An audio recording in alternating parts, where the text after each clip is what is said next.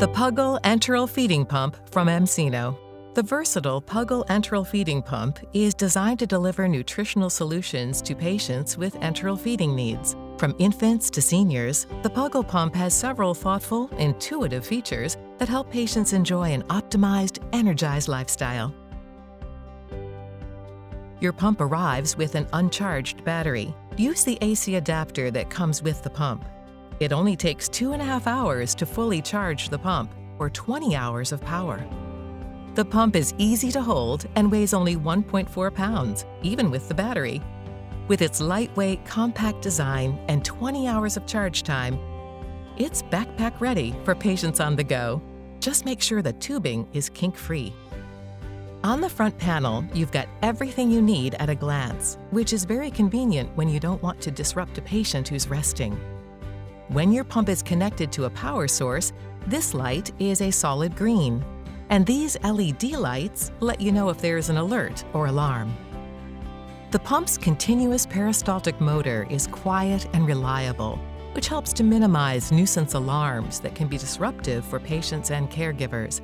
You also have peace of mind knowing that the device delivers flow rate and volume feed with a plus or minus 5% accuracy rate over 1 hour. There are only 6 sealed buttons on the pump. Here's the on-off power button, the back button that allows you to go back to the previous screen, and the menu button where you can adjust pump settings and nutrition and look at the pump's data. Programming the pump is designed to be intuitive, so you can spend more time with the patient and less time with the pump. Almost all programming is done with these 3 buttons. The green button is used to select or launch a program, and the plus and minus buttons are used to find the parameter you want. The large LCD screen provides clear step-by-step instructional prompts on what to do next, whether it's programming or troubleshooting. After you've charged your pump, if this is the first use of the pump, there are a few things to do to customize your pump. To turn on the pump, hold the on-off button. You'll hear a beeping sound and see a self-test of the LED lights and the hello screen. You'll be prompted to select a language. The plus and minus buttons let you scroll through the available languages. Press the green button for the language you want. Next, press the green button again to set the date and time. Use the plus and minus buttons to scroll through options and use the green button to confirm your selection. In the future, if you want to change languages, date and time, or screen brightness, use the menu button, then the green button to access the pump settings. The plus and minus buttons allow you to navigate between categories. Use the green button to confirm each selection, then press the menu button to exit. The pump data allows you to view the cumulative volume that's been administered since the last pump reset, the pump serial number and software version, and allows you to reset the cumulative volume to 0 milliliters and sets the reset date. Press the menu button, then use the plus and minus buttons to find the pump data screen. Press the green button to select. If you don't need to reset the volume, press the back button to return to the menu. To reset the volume to 0 and date, press the minus button, then follow the prompts. To set up the PUGGLE pump on an IV-style pole, attach the provided pole clamp to the pump, then attach the pump to the pole. Only the PUGGLE feeding sets are designed for use with the PUGGLE pump. The feeding sets can be connected with any feeding tube sizes by using the coned or end-fit distal connector. You can use any commercially available pre-packed or commercially prepared feeding solution that's intended for use with infants, pediatrics, and adults. Adjust the height of the feeding bag so the top of the feeding solution is 6 inches above the pump. To install the tubing, open the pump cover. Make sure the cassette is facing to the right and loop the tube around the rotor. Push the cassette in between the 2 black pins, then guide each tube down into their own slots. Close the pump cover and place the adapter into its designated slot. Remove the cap from the distal connector. Automatic priming of the tubing only takes 1 minute and 25 seconds, which means you can be ready to program a feeding in less than 90 seconds. First, make sure your patient is not connected to the pump. When the automatic priming is complete, press the green button again to advance to programming your feeding. The carefully thought-through PUGGLE pump's intuitive programming is designed to optimize safety and care. With simple buttons and easy-to-follow screen instructions, caregivers can spend more time caring for their patients. After priming, you'll be using these 3 buttons to program a feeding in simplified mode. The clear screen instructions provide helpful prompts to take you through each step. To set your flow rate, press the plus or minus buttons to find the rate you want. Then press the green button to confirm your flow rate selection. The next prompt asks if you want to use the entire bag or select a specific volume. Let's press the plus button to choose the Select a Volume option, then confirm the option selection by pressing the green button. Use the plus and minus buttons to find the volume parameter you want, then press the green button to confirm your volume selection. This screen displays an overview of what's been programmed. It's what I want, so I'm going to press the green button to confirm. If we chose to use the entire bag, you can easily see that selection on the screen. When the screen indicates that feeding can be started, press the green button. In simplified mode, you can pause a feeding at any time for up to 15 minutes. This allows you to modify the flow rate and volume programs. Press and hold the green button for 3 seconds while the progress bar fills up. Then press the plus button to access the flow rate screen and follow the screen prompts. Press the green button to resume the feeding. In the nutrition mode, the PUGGLE pump offers a fully customizable intermittent feeding mode. You're able to program up to 8 individual feedings at the flow rate, volume, and time intervals you want, and the pump automatically starts each feed. This mode option can provide better care for patients, particularly those with dumping syndrome. The screen prompts provide step-by-step instructions. To access the intermittent mode, press the menu button. Use the plus and minus buttons to find the nutrition mode screen, then press the green button. We'll press the plus button to indicate we want to program intermittent feedings. Use the plus and minus buttons to select how many feedings we're programming, up to 8. Follow the screen prompts to set the first feeding's flow rate, volume, and the feed interval. Now your screen displays the intermittent mode icon. During the program, the screen looks like this when the feeding is in progress. The feeding is in pause mode. One of the feedings is completed, and when the next one will start. When all of the feedings are completed, and when the medium priority alarm will sound and flash the yellow LED light to let you know it's time to switch off the pump or program a new feeding. Because this is where the patient's feeding programming is done, this mode can be protected by a passcode. The default code is 1234.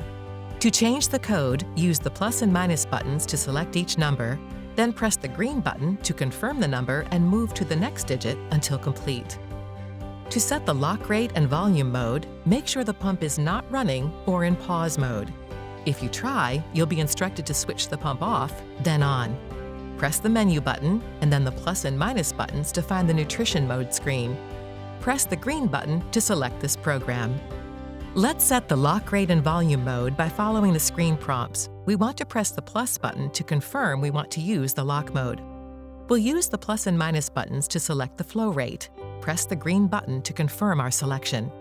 Now we'll set the volume with the plus and minus buttons and press the green button to confirm and move on to the next step.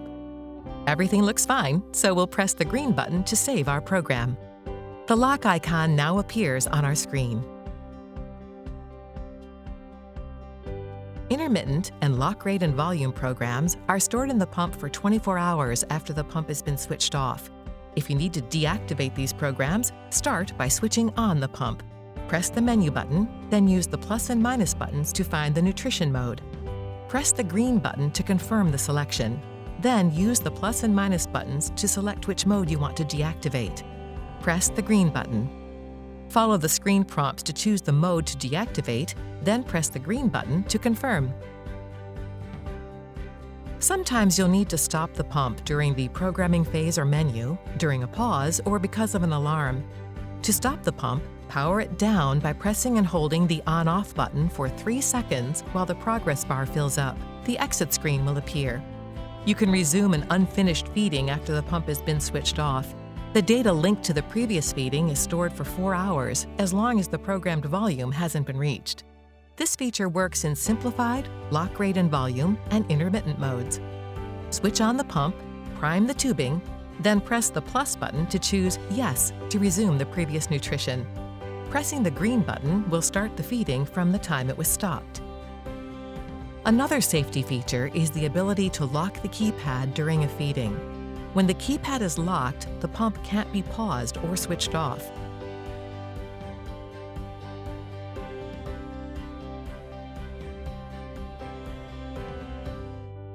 Our smart PUGGLE pump is designed to let you know what kind of anomaly has occurred. When one is detected, the pump alerts you through beeps and alarm lights and will provide a description of the anomaly on the screen. A solid yellow light alert will not stop the feeding. A flashing yellow light or flashing red light means there is an alarm. An alarm will stop the feeding. Silence the alarm for 2 minutes by pressing the green button. An alarm icon is displayed during the 2 minutes while you resolve the problem. If the screen displays a low battery message, charge the battery by connecting the pump to its AC adapter and a power source. If the screen displays an end of feeding message, you can wait until the end of feeding, or pause the pump to modify the feeding settings, or switch the pump off. Feeding will stop with a medium priority alarm. Silence the alarm for 2 minutes by pressing the green button. The alarm will sound every 2 minutes until the problem is resolved. An alarm icon is displayed on the screen during the 2 minutes the alarm is silenced. Correct the anomaly, then press the green button to resume feeding. If the feedings are completed, switch the pump off. Or press the green button to program a new feeding. If the feeding was paused longer than 15 minutes, either relaunch the pause or resume feeding. With an air or bag empty message, check the tubing to see if it is still properly positioned. If it is not, disconnect the tubing from the patient and launch an automatic prime. Feeding will stop with a high priority alarm. Silence the alarm for 2 minutes by pressing the green button. The alarm will sound every 2 minutes until the problem is resolved. An alarm icon is displayed on the screen during the 2 minutes the alarm is silenced. Correct the anomaly, then press the green button to resume feeding. For a low battery alarm, there's only 5 minutes remaining. Charge the battery by connecting the pump to its AC adapter and a power source. Because feedings automatically stop with high priority alarms, restart the feeding by pressing the green button. An upstream set error alarm means an upstream tubing occlusion has been detected, there's no tubing, or the tubing is not fitted properly into its slot. Open the pump door to release the upstream occlusion and ensure the tubing is positioned correctly. Here's what to do in the case of a downstream set error alarm. Check to see if there is an occlusion between the pump and the patient. Release the occlusion and make sure the branch of the cassette is empty. If the alarm is not resolved, check to see if the cassette is positioned correctly between the 2 black pins and there is no feeding solution between the 2 black pins. If the alarm is still not resolved, replace the tubing. Rotor error alarm. Battery error alarm. System error alarm. Contact customer service or your healthcare provider if your pump produces a continuous beeping sound. This will stop the feeding and indicates a battery and AC adapter failure or a battery failure in the battery mode. If the green power indicator light remains off when the AC adapter is connected to the pump and a power source, it may mean the AC adapter is faulty. Request a new AC adapter. Make a solution of warm water and a mild dishwashing detergent. Be sure the pump is switched off and not plugged into an outlet. Don't submerge the pump or its accessories in any liquids. Instead, make a cleaning solution with warm water and a mild dishwashing detergent. Moisten a non-abrasive paper towel, sponge, or soft cloth and remove any visible soil. For hard-to-reach crevices, you can use a soft brush. You'll need to clean the pump when it's allocated to a new patient. Then, be sure to clean after each tubing use, or at least every day. Open the pump door. Use a moistened cotton swab to clean the rollers, sensors, and the cassette pathway. For better patient and personnel protection against risks of contamination, disinfecting the pump's housing surfaces per your facility guidelines and according to the IFU is recommended daily. The pump can be disinfected with an alcoholic disinfection spray suitable for medical devices with less than 40% alcohol, or a minimum contact duration of 10 minutes with a 0.5% chlorine bleach mixture.